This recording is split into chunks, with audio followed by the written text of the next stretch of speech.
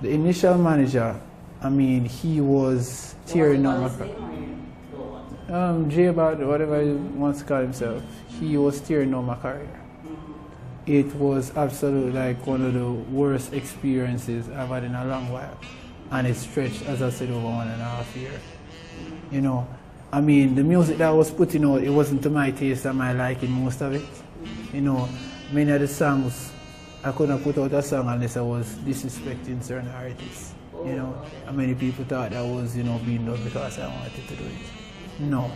The thing is that my friends would create the instrumentals, I would record the song, get them mixed and mastered, and then give him to put out. So I was doing the brunt of the work. This man cannot even read and write, and I'm being so serious.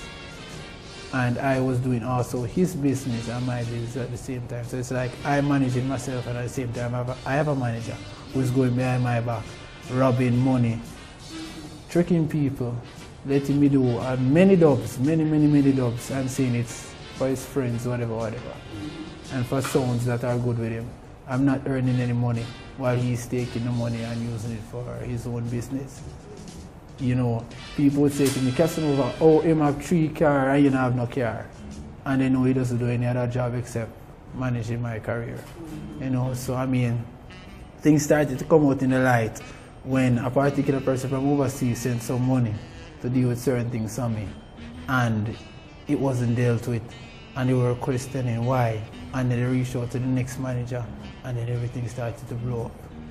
And that's when I realized I was being terribly robbed, even though I had an idea, you know, apart from the verbal disrespect and the attempted physical disrespect to Kassanova, you know.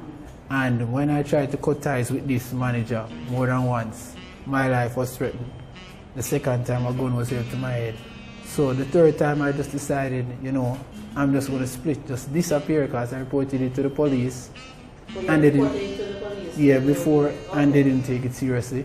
They said that I showed, since I'm an artist, Do you mind saying which station had reported it to? the 100-man Portmore police station, and they jokingly said, oh, you're an artist, alright, write a song on this and clash it as thing.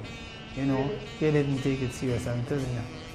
And that's what happened. So I had to split and just vanish, because my family's life was threatened, I was threatened, so I just decided to vanish.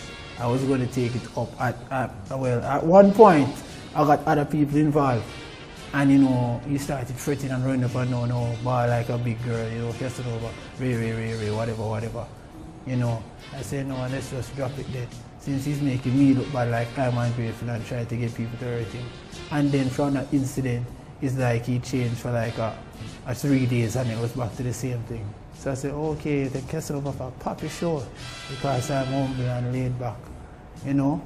So I really had to just get out of the situation. And separate and apart from that, he's trying to control my life, not only musically, but also my personal life.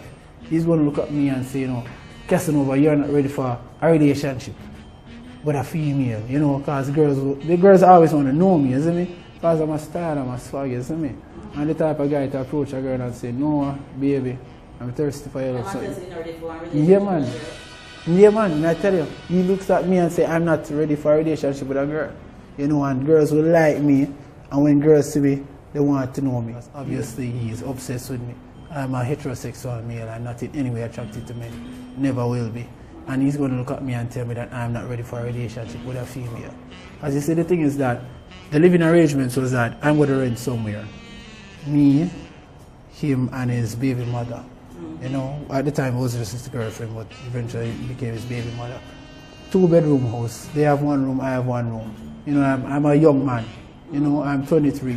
So I have all right. My name is on the document that I'm renting a place. I will split rents, whatever. And so I have all right to bring females or whoever I want to onto my premises. Anytime I bring a female, it's experiments. Knock up room door while I'm in the middle of love making. Isn't it? Some craziness. So I'm like, what is this brother problem when females approach me? He doesn't want me to talk to them. Females always want to know because of the vibe and the humidity and just the way I roll, isn't it? And he doesn't want females to be around me. And it's absolutely crazy, even when it came to the point I have my personal girlfriend, you know, which sadly I had to switch personal girlfriends so much Even because of him, because he's disrespecting the girls or telling them not to come back here. You know, he's obsessed with Casanova. People, we have 2 bathrooms in the house, and everybody know them thing different. Why I gotta take my rag and bed with it? And like, it just lick my chip. And it at more than one point till I have to change my rag. You see me? Every time it happens, I change my rag. And this is not a joke thing, it's a serious thing, people. This man cannot read and write, so when a text or anything comes into his phone, you know, I am the person who has to pull it and read it or text back. You see me? Honestly. Anytime money comes in, I have to sign the forms. Curren Spencer was the first person who, you know, gave us contracts to sign because he wanted to manage my career. He's also the first person who put me on TV. When he got the contracts, he could read the contract. He had to beg me to read it. I read it for him. I did the signing, whatever. Curren Spencer was there on site. Everybody saw. Alright, people? And then you want to come and try and disrespect Casanova and pretend as, you know, you are the big man and you do this and you do that. He is the one who's producing the songs, as in putting them out. His record label is on it, not my name or my record label. But I'm the one who's creating the instrumentals, my friends, I should say. And I record the song, get it mixed and mastered. And he's getting 95% of all my royalties or everything that belongs to me. Did you sign to that? No, I did not sign a contract. I did not sign. Everything is being done behind my back, as I said. There was no contract signed. The first contract that was signed was with Curren Spencer. And Curren Spencer stepped away from my career because of him. Everybody who came on board to work with me had to step away because of him. People even tried to bypass him to talk to me because they realized I'm the real person, the humble, laid-back one who is approachable, I can reason. Because I have my 760s, my kids, my associate's degree, past my Conian, even though I just did 2 years. I used to teach at 2 schools, so people know my ability. I know that I'm not an idiot. This man didn't even graduate high school. You know? Where you used to teach? I used to teach at Friendship Primary School. I used to teach grade 4, so it was everything, including PE. And I also taught at Shortwood Junior, I think that's the name of it. I taught some special needs kids for the summer school program. Yeah, man. So that was a wonderful experience. I love to work with children, but music is my real passion, you know. So it's that person that is scammed overseas reached out to DJ Lux, who's the second wing of the management, to explain everything. Everything started to come to light. Lux has a program on Hot 102 that he runs for young artists. And this man is an interview program. And the other half of the management was collecting money for the interviews, 15,000 or 10,000, and telling me that, yeah man, Lux I get paid. When Lux is not getting any paid, and telling the artist that when he collects the money, he gives it to DJ Lux, and DJ Lux wasn't getting any money. Oh, so at the time you were signed to Lux and... No, it was not signed. It was not signed. Oh. Lux just came on board. Alright, the thing is that my high school sweetheart approached Lux and said, you need to be a part of this artist. And she reached out to him and he reached out back to me and rated the energy. And he just came on board just for the love and the passion and the support. Even my own cameraman, my personal video man, Chrome, he just came for the love and support of the movement. You see, people are just drawn to my energy. But this bad apple, this beast, this inhumane thing, this low life is the person who's tearing everything apart.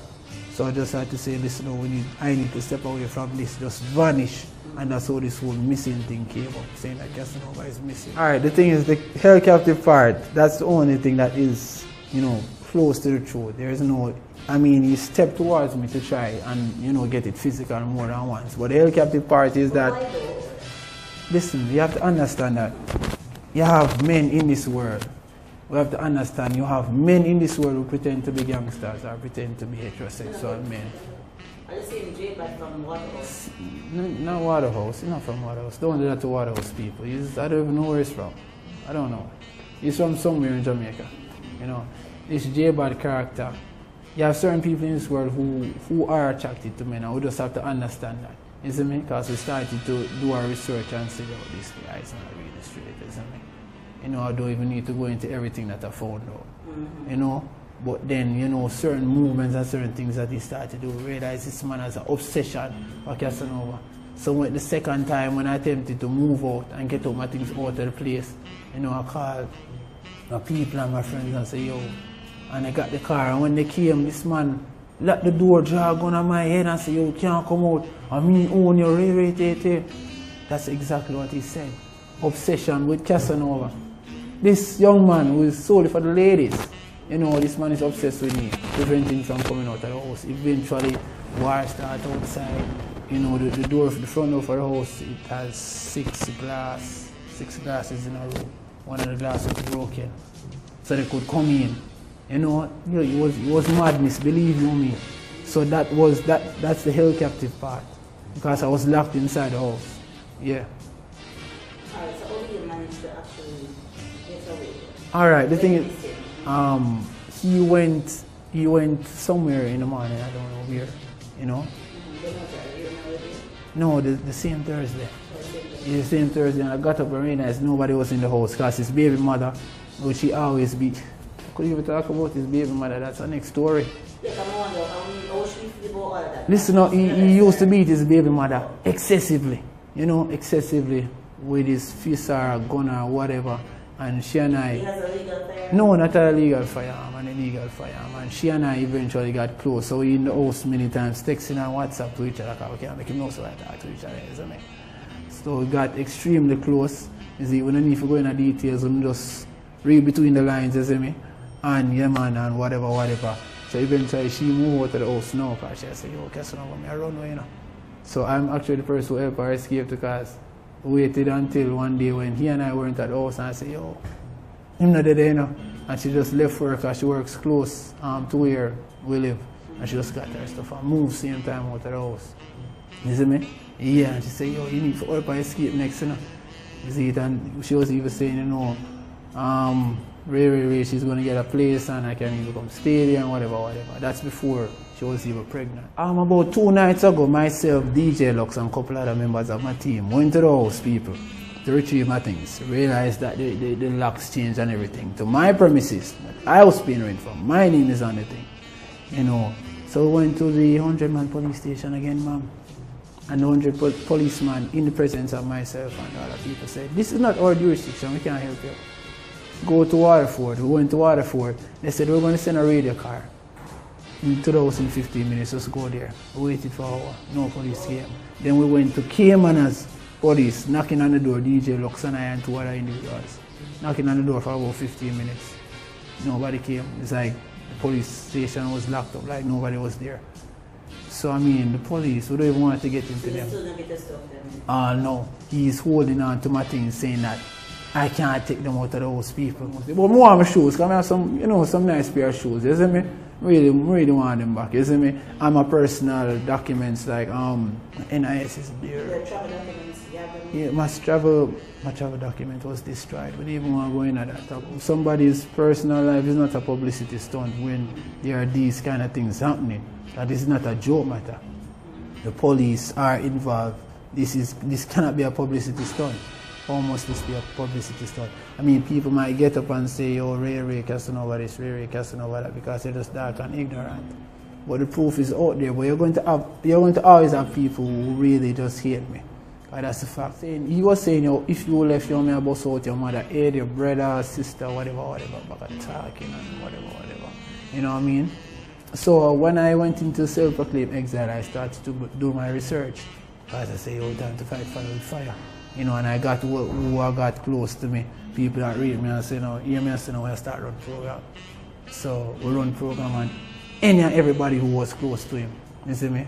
Any and anybody. Any and everybody was close to him to know his movements or whereabouts. Anything he did, we knew where he was going. When he left the house, we knew he wasn't there. He eventually ran away to Saint, and the police are now looking for him. You know, people are trying to find out where he is. So any and anybody who was close to a run program and have people looking out, so we know, alright, he's making this move, we see him there doing that, whatever. Because the news is out, people now know that he is a beast, and you know, people are looking for him now, the police are looking for him. And finally, Kassanova is now free. And Kassanova is no way, you know, in any dealings with this shady J-Bad character, and I never will be again. People need to understand that things that he has done in no way reflects who Kassanova is.